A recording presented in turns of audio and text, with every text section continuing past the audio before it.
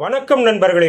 இன்னைக்கு நாம பார்க்க போறது ஒரு மாபெரும் கலைஞனை அரசியலும் காலமும் சேர்ந்து எப்படி சோதனை செஞ்சது. அந்த சோதனைகளை தன்னோட அபாரமான திறமையால நடிகர் திலகம் சிவாஜி கணேசன் எப்படி உடைச்சு எரிஞ்சாரு அப்படிங்கிற ஒரு அனல் பறக்கும் வரலாறு தான். திமுக இருந்து சிவாஜி கணேசன் ஒதுங்கி இருந்த அந்த சமயம் திமுகவோட ஆதரவு இல்லைன்னா சிவாஜியால இனிமேல திரையுலகத்துல கோடு வச்சவே முடியாது, அவரோட காலம் முடிஞ்சு போச்சு அப்படின்னு பல பேர் தப்பு கணக்கு போட்டாங்க. ஆனா அந்த இக்கட்டான நேரத்துல சிவாஜிக்கு முதலா ஆதரவு கரம் நீட்டுனது தமிழரசு கழகம்தான். அந்த கட்சி சார்ந்தவங்க தயாரிச்ச படங்களை சிவாஜி கணேசன் ஒப்பந்தம் செய்யப்பட்டார். அப்போதான் ஏபி நாகராஜன் ஒரு புது முயற்சியை எடுக்கிறாரு.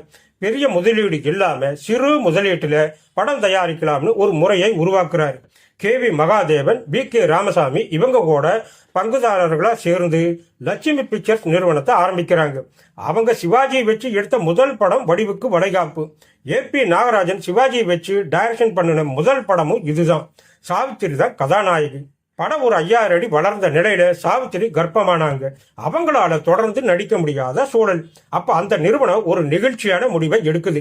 சாவித்திரியோட முதல் தாய்மை, அதை நாம போற்றணும். அவங்க மகப்பேறு முடிஞ்சு வர்ற வரைக்கும் வடிவுக்கு வளைகாப்பு படத்தை நிறுத்தி வைக்கலாம்னு முடிவு பண்ணி அப்படியே நிறுத்திடுறாங்க. முதல் படமே பாதியில நின்று போனதால லட்சுமி பிக்சர்ஸ் பெரும் பண நெருக்கடியில சிக்கிடுச்சு. அதனால ரொம்ப குறைந்த முதலீட்டுல அடுத்த படத்தை திட்டமிடுறாங்க. VK ராமசாமி எழுதின கதைக்கு ஏபி நாகராஜன் வசனம் எழுத சோமு டைரக்ஷன் பண்ணின அந்த படம் தான் நல்ல எடுத்து சம்பந்தம். இதுல மலையாள நடிகர் பிரேம் நசீர் கதாநாயகனா நடிச்சார்.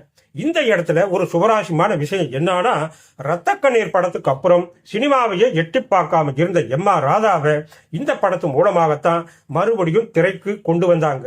நல்ல எடுத்து சம்பந்தம் வேலைகள் நடந்துட்டு இருக்கிறப்பவே சிவாஜி வச்சு மக்களை பெற்ற மகராஜ் படத்தை தொடங்கவும் முடிவு பண்றாங்க.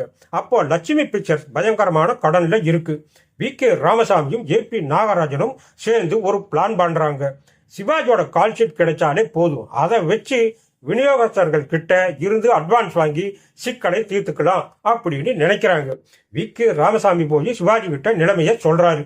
தன்னோட நண்பனோட கஷ்டத்தை புரிஞ்சுக்கிட்டு ஒரு பைசா கூட அட்வான்ஸ் வாங்காம அந்த படத்துல நடிக்க சிவாஜி கணேசன் ஒத்துக்கிறாரு. படம் ரிலீஸ் ஆகி வெற்றி பெற்றதுக்கு அப்புறம் தான் அவர் தன்னோட சம்பளத்தையே வாங்கினார். இதை பத்தி VK ராமசாமி சொல்றப்ப, யாருக்கு உதவி செஞ்சாலும் அதை வெளியே சொல்லாதது அவரோட உயரிய பண்பு, அதுதான் அவரோட பிறப்பு குணமே, வாழ்க வளர்க சிவாஜின்னு அப்படின்னு நிகழ்ச்சியா சொல்லியிருக்கிறார். அது வரைக்கும் அடுக்குமொழி வசனம் பேசி ஆர்ப்பரிக்கும் நடிப்பை தந்த சிவாஜிய இந்த படத்துல ஒரு உழவர் வேஷத்துல கோவை வட்டார மொழியில பேச வச்சு ஏபி நாகராஜன் ஒரு புதுமையை செஞ்சார். தமிழ் சினிமா வரலாற்றுல ஒரு குறிப்பிட்ட வட்டார மொழியில பேசி நடிச்சது இதுதான் முதல் முறை. சிவாஜியால இப்படியும் நடிக்க முடியும்னு அவர் மெய்ப்பிச்ச படம் இது. இதுல சிவாஜிக்கு இணையா பானுமதியும் நடிச்சிருப்பாங்க. சிவாஜியோட அர்ப்பணிப்புக்கு ஒரு உதாரணம் சொல்லணும். ஒரே நாளில் 3 விதமான கெட்டப் போடுவார். காலையில ரிக்ஷாக்காரனா நரைச்ச தாடியோட கஷ்டப்படுவாரு. மதியமே மகாவிஷ்ணுவா மாறி பாட்டுல நடிப்பார். நைட்டு கோட்டு சூட்டு போட்டுக்கிட்டு பொன்மகள் வந்தாலும் ஸ்டைலா நடிப்பார். உலகத்துல எந்த நாட்டு நடிகராவது இப்படி செஞ்சிருக்க முடியுமா? மகத்தான கலைஞன் சிவாஜி கணேசன். படம் 1957 பிப்ரவரி 27 ரிலீஸ் ஆகுது. ஆனா அப்ப நடந்த கலாட்டாக்கள் உச்சகட்டமா இருந்துச்சு. சிவாஜிக்கு இனி இருண்ட காலம் அப்படின்னு ஒரு கூட்டம் தியேட்டர்கள்ல கலவரம் பண்ண தயாரா இருந்துச்சு. Chennai Paragon, Broadway, Sayani தியேட்டர்கள்ல சிவாஜியோட poster மேல சாணியை வீசினாங்க. ஜனங்களை உள்ள விடாம மிரட்டி அனுப்புனாங்க. திமுக தலைவர்கள் என்ன நினைச்சாங்கன்னா, சிவாஜி பின்னாடி இனிமே யாரும் போக மாட்டாங்கன்னு. ஆனா சேலம் ஒரியன்ட் தியேட்டர்ல இருந்த திமுக இளைஞர்கள் கூட்டம் ஒரு அதிரடி முடிவு எடுத்தாங்க. சிவாஜியை நாங்க கட்சி தாண்டி ரசிக்கிறோம், இதை தடுக்க யாருக்கும் உரிமை இல்லை அப்படின்னு தலைமைக்கு செம பதிலடி கொடுத்தாங்க. நெல்லை தியேட்டர்ல கூட்டத்துக்குள்ள தண்ணீர் பாம்பை பிடிச்சு வீசினாங்க. பாம்புக்கு பயந்து மக்கள் ஓடுனாங்க. படம் இனி ஓடாதுன்னு வதந்தியை பரப்புனாங்க.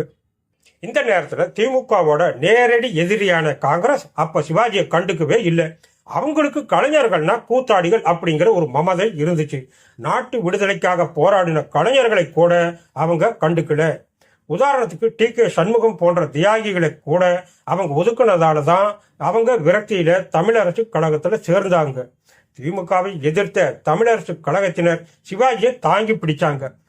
ஆனா ஒரு விஷயம் கவனிங்க, 1955 வந்த நல்லதங்கை படத்துல அண்ணாவையும் திமுகவையும் தாக்கி வசனம் எழுதின ஏ.பி. நாகராஜன் சிவாஜி நடிச்ச மக்களை பெற்ற மகராஜி படத்துல எந்த விதமான அரசியல் வசனத்தையும் வைக்கல. படம் கிராமத்து பாணியிலேயே இருந்துச்சு. படம் ரிலீஸ் அன்னைக்கு சென்னை பாரகன் தியேட்டருக்கு சிவாஜி கணேசன், ஏ.பி. நாகராஜன், மாப்போ சிவஞானம் எல்லாம் வர்றாங்க. தியேட்டர் வாசல்ல ஒரு பெரிய கூட்டமே சிவாஜி தாக்க காத்திருக்கு.